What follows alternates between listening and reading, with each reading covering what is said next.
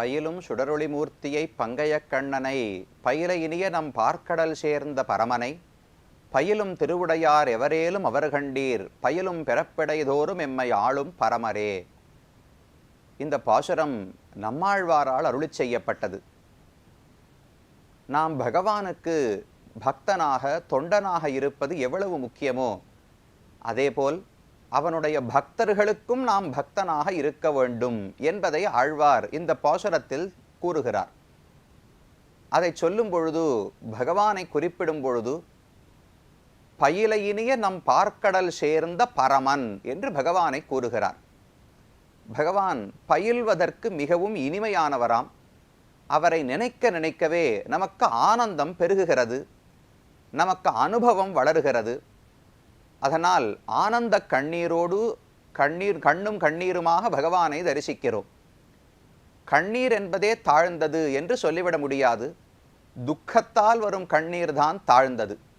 பிரஹ்லாதனோ அல்லது ஆழ்வார்களோ பகவானை கண்டவுடன் அதனாலே கண்ணீர் விட்டு அழுதார்கள் என்றால் அது உயர்ந்தது தானே.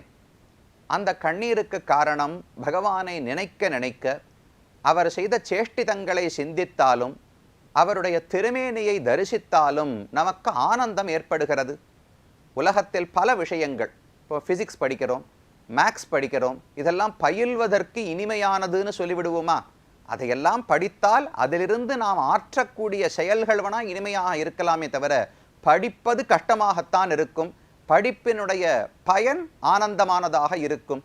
ஆனால் பகவானுக்கு இருக்கும் சிறப்பு என்னவென்றால், பகவானை நாம் பயில்வதே இனிமையாக இருக்குமாம். அத்தியர்த்த பிரியஹா தத் பிராப்தி பலஹா என்று சுவாமி ராமானுஜர் வேதார்த்த சங்கிரகத்தில் தெரிவிக்கிறார்.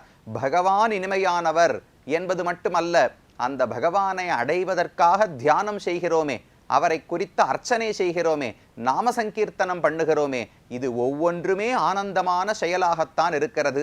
அதனால தான் பயில இனிய நம் பார்க்கடல் சேர்ந்த பரமன். அந்த பெருமான் எங்கு இருக்கிறார் என்றால் எங்கோ வைகுந்தத்தில் தொலைவில் இருக்கிறார் நினைக்க வேண்டாம். நாம் அவரை பயில்வதற்காகவே எளிமையோடு பார்க்கடலில் வந்து சயனித்திருக்கிறான். என வைகுந்தத்தில் இருக்கிறான்னு சொன்னால் ரொம்ப தூரம். அங்கு இருக்கிற பெருமான் நம்மால எட்டி கூட பார்க்க முடியாது, நினைத்து கூட பார்க்க முடியாது. அதனால் நம்மை ரட்சிப்பதற்காக, நம்மை போன்றவர்களும் அவனை சிந்திக்க வேண்டும் என்பதற்காக பார்க்கடலில் வந்து சயனித்தாரே, அந்த பெருமானைத்தான் நான் கற்றுக்கொள்ளுகிறேன். பார்க்கடல் சேர்ந்த பரமன், அந்த பெருமான் தான் மிக உயர்ந்தவர், அவருக்கு நிகரானவர்கள் யாரும் கிடையாது என்று ஆழ்வார் தெரிவிக்கிறார். இதே வார்த்தை ஆண்டாள் பாசுரத்திலும் இருக்கிறது. வையத்து வாழ்வீர்கள் நாமும் நம் பாவைக்கு செய்யும் கிரிசைகள் கேளீரோ, பார்க்கடலுள் பையத்துயின்ற பரமன் அடிபாடி என்று ஆண்டாள் சொல்லுகிறாள். பார்க்கடலுள், திருப்பார்க்கடலிலே பையத்துயின்ற நன்னா பொருந்தி ஆதிசேஷ படுக்கையில் அப்படியே ஒட்டின்னு இருக்காராம் பெருமாள். ஏன்னா அவ்வளவு சுகமா இருக்குமா. ஆதிசேஷனுக்கு ஒரு படுக்கைக்கு இருக்க வேண்டிய எல்லா தன்மைகளும் உண்டா. நன்னா வெளுப்பா இருப்பார், நல்ல நறுமணத்தோடு இருப்பார், தொடரத்துக்கு ரொம்ப மெத்து மெத்துன்னு இருப்பார், குளிர்ச்சியோடு இருப்பார். அதனால எல்லா விதத்திலும் பஞ்சு மெத்தை எவ்வளவு தோத்து போயிடும், அவ்வளவு அழகான மெத்தையாக இருக்கிறாராம். அதனால பகவான் அதுல படுத்த உடனே அவருக்கே தூக்கம் வருகிறதாம். பைய துயின்ற பரமன் என்று ஆண்டாள் பாடுகிறாள். நமக்கு சந்தேகம் வரும், துயின்ற பரமன்னு பாடுறாளே, பரமன்னு சொன்னால் நிகர் இல்லாதவர், அனைவரை காட்டிலும் உயர்ந்தவர் என்று பொருள். உயர்ந்தவராக இருக்க வேண்டும் என்றால் விழித்து கொண்டாவது இருக்க வேண்டாமா? துயின்ற பரமன், படுத்து தூங்கிக் கொண்டிருக்கும் போதே பகவான் பரமன் என்று ஆழ்வார் தெரிவிக்கிறார் என்று ஆண்டாளும் சொல்லுகிறாளே, அது எப்படி பொருந்தும் என்றால், அவர் விழித்திருந்தாலும் உறங்கிக் கொண்டிருந்தாலும் அவர்தான் சர்வாதிகன், அவர்தான் சர்வேஸ்வரன். ஒரு காட்டில் சிங்கம் இருக்கிறது, சிங்கம் தானே ராஜா. சிங்கம் தூங்க போய்விட்டது என்பதற்காக நரியோ ஓனாயோ வந்து நான் ராஜான்னு சொல்லிக்கொள்ள முடியுமா? விழித்திருந்தாலும் தூங்கி இருந்தாலும் அவருடைய பெருமை அந்த நிலையில் தெரிய போகிறது. அதை போல பகவானுடைய சயன திருக்கோலம் எத்தனையோ இடத்துல சேவிக்கிறோமே. திருவனந்தபுரத்துல சேவிக்கிறோம், ஸ்ரீரங்கத்துல சேவிக்கிறோம், திருக்கோளூர்ல சேவிக்கிறோம்.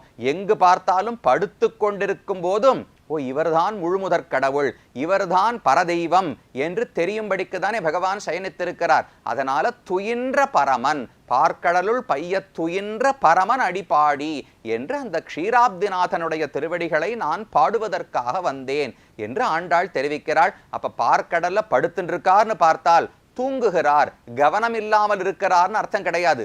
ஜகத் ரக்ஷண சிந்தை என்று தெரிவிப்பார்கள். பார்க்கடல் யோக நித்திரைன்னு ஆழ்வாருடைய வார்த்தை. யோக நித்திரை.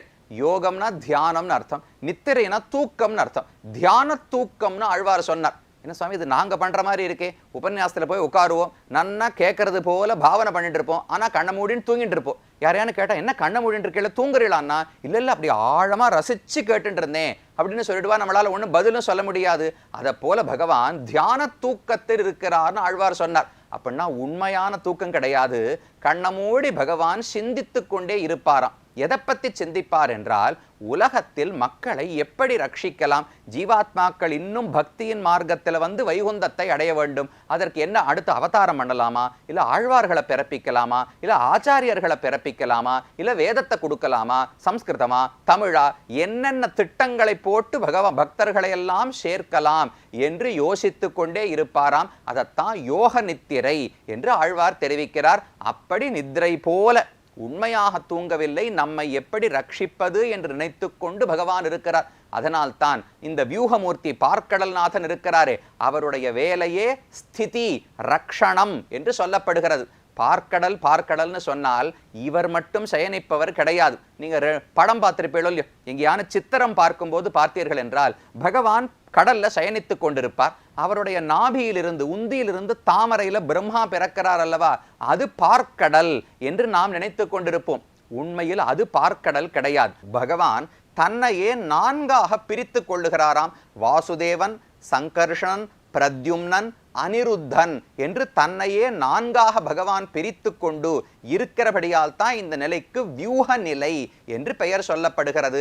அதுல பார்க்கடல்ல படுத்து கொண்டிருக்கிறாரே அவர் கடைசி அனிருத்தன் என்கிற கடைசி நிலையில் இருக்கிற பெருமாள் தான் பார்க்கடல்ல சயனிச்சிருக்கார். அப்ப முதல்ல வியூக வாசுதேவன், அப்புறம் பிரத்யும்னன், சங்கர்ஷணன், அனிருத்தன் 4 பேர். அதுல அனிருத்தன் என்கிற பெயரோடு தான் பகவான் பார்க்கடல்லே சயனித்துக் கொண்டிருக்கிறார். இப்படி தன்னை பிரித்து கொண்டதே சிருஷ்டி ஸ்திதி சம்ஹாரம். சிருஷ்டியை செய்வதற்காகத்தான் பிரத்யும்னன் என்கிற வடிவம், ரட்சிப்பதற்காகத்தான் அனிருத்தன் என்கிற வடிவம், சம்ஹாரம் அழிப்பு தொழிலை செய்வதற்காகத்தான் சங்கர்ஷணன் என்கிற வடிவத்தோடு பகவான் இருக்கிறார். இப்படி தன்னை பிரித்து கொள்ளுகிறபடியால வியூகமூர்த்தி என்று பகவான் அழைக்கப்படுகிறார். வைகுந்தத்திலிருந்து பகவான் ஏற்கனவே பார்க்கடலுக்கு வந்து விட்டார். இப்ப பார்க்கடலிலிருந்து எழுந்து மதுரையிலே வந்து கண்ணனாக பிறந்தார் என்று புராணம் கூறுகிறது. அப்ப இதுக்கு அவதார கந்தம், அவதாரங்களுக்கெல்லாம் மூலமாக இருக்கக்கூடிய இடம் பார்க்கடல் தான். மக்களை எல்லாம் ரட்சிப்பதற்காக இருக்கக்கூடிய இடம் பார்க்கடல் தான். பகவான் கண்ண மூடிண்டு எப்படி மக்களை ரட்சிக்கலாம், ஜீவாத்மாக்களை உஜ்ஜீவனம் அடைய வைப்பது எப்படி என்று யோசித்து கொண்டிருக்கும் நிலையும் இந்த பார்க்கடல் நிலைதான். இதெல்லாம் வியூகமூர்த்தி பார்க்கடலுக்குள்ள பெருமைகள். இந்த பெருமானை பத்தி கிட்டத்தட்ட எல்லா ஆழ்வார்களும் பாடியிருக்கிறார்கள். இந்த பெருமை பொதுவா கிடையாது. எல்லா 10 ஆழ்வார்களாலும் பாடப்பட்ட ஒரே பெருமான் திருவரங்கநாதன் மட்டும்தான். வேற யாருக்குமே 11 பாடும் பெருமாள்ங்கிற பெருமை கிடையாது.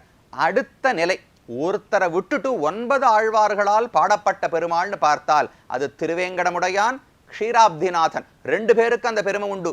திருவேங்கடமுடையானை பாடும்போது ஒரே ஒரு ஆழ்வார், தொண்டடிப்புடி ஆழ்வாரை தவிர எல்லாருமே பாடியிருக்கிறார்கள். அதே போல க்ஷீராப்தியை எடுத்துக்கொண்டோம் என்றால் திருப்பாணாழ்வாரை தவிர எல்லா ஆழ்வார்களுமே இந்த பெருமானை பத்தி பாடியிருக்கிறார்கள். வெவ்வேறு அனுபவங்கள். குறிப்பா ஒரு இடத்துல பெரியாழ்வார் பாடுகிறார், பனிக்கடலில் பள்ளிகோளை பழகவிட்டு ஓடி வந்தேன் மனக்கடலில் வாழவல்ல மாயமணாள நம்பி என்று ஆழ்வார் கூப்பிடுகிறார். மாயம், பகவான் ரொம்ப ஆச்சரியமான ஒரு செயலை செய்தாராம். என்ன செயல் என்றால், பனிக்கடலில் பள்ளிகோளை பழகவிட்டு, பனிக்கடல் அழகான பார்க்கடல்ல பகவான் சயனித்துக் கொண்டிருந்தாரா? எதற்குன்னு கேட்டால் பிராக்டிஸ் பண்றாராம். ஒரு விஷயத்தை செய்ய போறோம், நாளைக்கு ஒரு லாங் ஜம்ப் போட்டி இருக்கு, ஹை ஜம்ப் போட்டி இருக்குன்னு வச்சுங்களேன், அதுக்கு முன்னாடியே ஒரு வாரம் 10 நாளைக்கு பண்ணி பிராக்டிஸ் பண்ணி ட்ரைனிங் எடுத்து போவோம் இல்லையோ, அதை போல பகவான் பார்க்கடலில் சயனித்திருப்பது ட்ரைனிங். அவர் அப்பதான் பயிற்சி எடுத்துக் கொள்ளுகிறாராம். பள்ளிகோளை பழக விட்டு அங்கு பழகி கொள்ளுகிறார். அப்ப எங்க அடைய வேண்டிய இலக்கு என்ன? பழகினதுக்கு அப்புறம் கடைசியா பண்ணி பார்க்கணுமே. எங்க பார்க்கிறார்னால், ஓடி வந்து என் மனக்கடலில் வாழவல்ல மாயமணாள நம்பி, கடைசியில பார்க்கடலை விட்டுட்டு ஓடி வந்து என்னுடைய மனசு என்கிற ஒரு கடல் இருக்கிறதே, அந்த கடலில் வந்து பகவான் அமர்ந்து கொண்டார் என்று பெரியாழ்வார் பாடுகிறார். வரும்போதும் தனியா பகவான் மட்டும் வரலையாம். 60 அமளையினோடும் அழகிய பார்க்கடலோடும் அரவிந்த பாவையும் தானும் அகம்படி வந்து புகுந்தூன்னு அதே பெரியாழ்வாருடைய பாசுரம். வரும்போது 60 அமளியினோடும் பாம்பு படுக்கை இருக்கே, அந்த பாம்பு படுக்கையும் கூட்டின்னு வந்துட்டாராம். ஆழ்வாருடைய மனசுக்குள்ள பகவான் இருக்கிறார். எப்படி இருக்காருன்னா தனியா இல்லையா, பாம்பு படுக்கையும் சேர்த்து தூக்கின்னு வந்துட்டாராம். அவ்வளவுதானா, ஸ்ரீதேவி பூதேவி நாச்சியார்களையும் அழைச்சின்னு வந்துட்டாராம். அவ்வளவுதானா, பார்க்கடலையே கொண்டு வந்து ஆழ்வார் மனசுக்குள்ள வச்சுட்டு இருக்காராம். வரும்போது அரவத்தமிழினோடும் அழகிய பார்க்கடலோடும் அரவிந்த பாவையும் தானும் அகம்படி வந்து புகுந்து என்று ஆழ்வார் தெரிவிக்கிறார். நீங்க எல்லாரும் கிட்டக்க வாங்கோ, உங்க காதை என்னுடைய நெஞ்சிலே வைத்து கேட்டு பாருங்கள், இப்படியே அலவீசர சத்தம் எல்லாம் கேட்கும்னு ஆழ்வார் தெரிவிக்கிறார். எங்க அலவீசறதுன்னா, பார்க்கடல் இப்ப வெளியில கடல்ல இல்லையா, பார்க்கடலோடு பகவான் ஆழ்வார் மனதுக்குள்ளே வந்து விட்டார். அதனால உள்ளே அலை ஓசை கேட்கிறதாம்.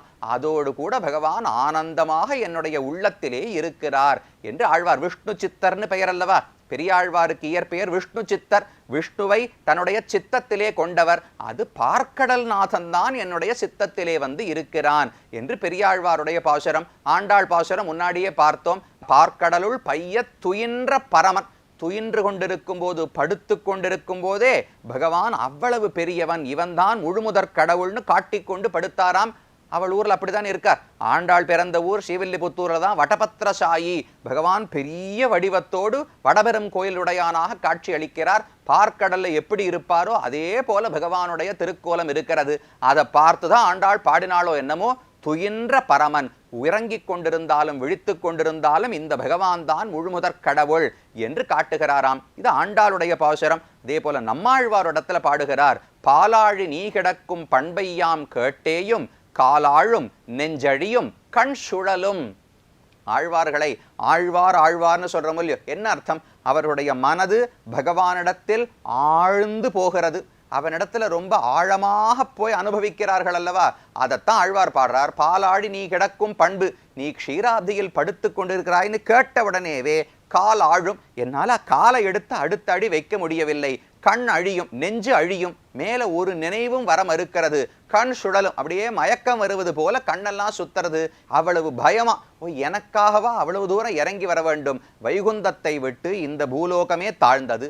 பூலோகத்துல ஒரு பார்க்கடல், பார்க்கடல்ல பாம்பு மேல சயனித்துட்டு இருக்கார். ஆழ்வாருக்கு பயம். எங்கேயான தூங்கறச்சே இப்படி புரண்டு புரண்டு தூங்குவோம் இல்லையா நாமெல்லாம், அதை போல பகவான் புரண்டு படுத்தார்னா கீழே பார்க்கடல்ல விழுந்துருவார். அதனால ஆழ்வாருக்கு பயமா, ஜாகிரதையா படுத்துக்கணுமே, ஏன் இப்படி வந்து சாகசம் செய்கிறாய், எனக்காக இவ்வளவு தூரம் இரக்கத்தோடு வர வேண்டுமா என்று ஆழ்வார் நெஞ்சழிந்து போகிறாராம். அது பகவான் பார்க்கடல் நாதனுக்கு இருக்கும் பெருமை. அந்த பெருமான் பயிலையினிய நம் பார்க்கடல் சேர்ந்த பரமனை பயிலும் திருவுடையார். அந்த பார்க்கடல் பெருமானை யாரெல்லாம் மனதில் கொண்டுள்ளார்களோ அவர்கள் அனைவருமே என்னை ஆளும் பரமர், எனக்கு சுவாமிகள், எனக்கு தலைவர்கள் என்று நம்மாழ்வாருடைய பாசுரம். இது பார்க்கடல் நாதனுக்கு இருக்கக்கூடிய பெருமை.